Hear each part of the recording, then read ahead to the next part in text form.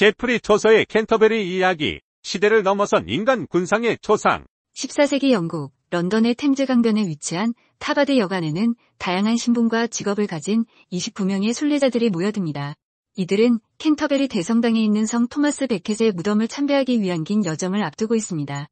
여관 주인은 지루한 여정을 흥미롭게 만들기 위해 이야기 대회를 제안하고 각자 자신의 이야기를 들려주기로 합니다. 이렇게 시작된 이야기들은 중세 영국 사회의 다채로운 모습을 생생하게 보여주는 거대한 테피스트리를 엮어냅니다. 이야기 속에 녹아든 중세 사회의 단면, 캔터베리 이야기에는 기사, 소녀원장, 요리사, 상인, 의사, 법률가, 방앗간 주인 등 다양한 계층의 인물들이 등장합니다. 각 인물은 자신의 직업과 신분에 맞는 이야기를 들려주며 당시 사회의 가치관, 풍습, 종교, 도덕 등을 반영합니다. 예를 들어 기사는 낭만적인 사랑 이야기를, 소녀원장은 경건한 성인 이야기를, 요리사는 음식과 관련된 우스꽝스러운 이야기를 들려줍니다. 이러한 이야기들을 통해 독자들은 중세 사회의 다양한 측면을 간접적으로 경험하고 이해할 수 있습니다. 풍자와 해악으로 사회 비판을 담아내다. 캔터베리 이야기는 단순한 이야기 모음집이 아닙니다. 초서는 이야기를 통해 당시 사회의 부조리와 모순을 날카롭게 비판합니다. 예를 들어 면제부 판매로 돈을 벌어들이는 부패한 성직자, 탐욕스러운 상인, 위선적인 수도사 등을 풍자적으로 묘사하며 독자들에게 사회 문제에 대한 성찰을 유도합니다.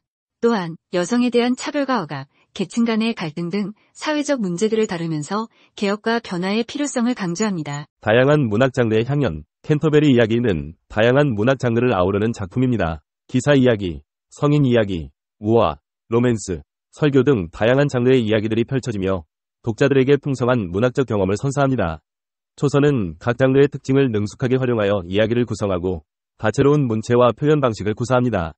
이러한 다양성은 캔터베리 이야기의 매력을 더욱 높여주는 요소입니다. 최근 연구 성과를 통해 새롭게 조명되는 캔터베리 이야기. 최근 연구에서는 캔터베리 이야기의 역사적 배경과 사회적 의미에 대한 새로운 해석들이 제시되고 있습니다. 예를 들어 캔터베리 이야기가 당시 정치적 상황과 밀접하게 관련되어 있다는 주장, 여성 인물들의 역할과 의미에 대한 재평가, 작품 속에 숨겨진 상징과 은유에 대한 분석 등이 활발하게 이루어지고 있습니다.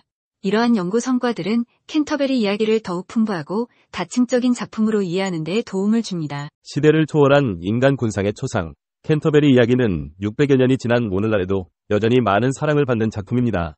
캔터베리 이야기는 14세기 영국 사회의 모습을 생생하게 담아내면서도 인간의 보편적인 욕망과 갈등, 사랑과 증오, 희망과 절망 등 시대를 초월한 주제들을 다룹니다. 작품 속 인물들은 각자의 개성과 욕망을 가지고 살아가는 우리들의 모습을 반영하며 독자들에게 깊은 공감과 감동을 선사합니다. 캔터베리 이야기는 단순한 고전 문학 작품을 넘어 인간 본성에 대한 깊이 있는 통찰을 제공하는 작품입니다.